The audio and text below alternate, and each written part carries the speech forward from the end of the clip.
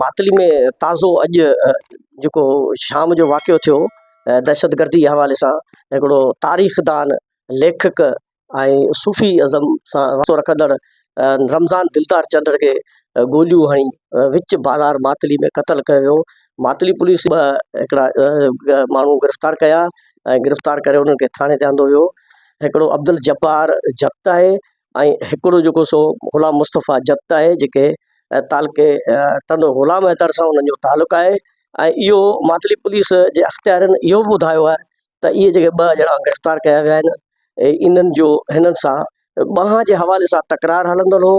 जेको फौती आहे रमज़ान दिलदार चढ़ड़, उनजो जेको फर्ज़ंद आहे उन कुझु वक़्तु पहिरीं या जप्त बिरादरी जी हिकिड़ी छोकिरी खे खयो हो। इन्हनि जो तकरार काफ़ी वक़्त खां हलंदड़ हो ऐं इन तकरार जे ई अंदाज़े ते सरेआम बाज़ार में रमज़ान दिलदार चढ़ड़ जेको आहे उन गोलियूं हणी क़तल करे छॾियो। मातली पुलिस खे गिरफ़्तार करे लाकअप करे छॾियो।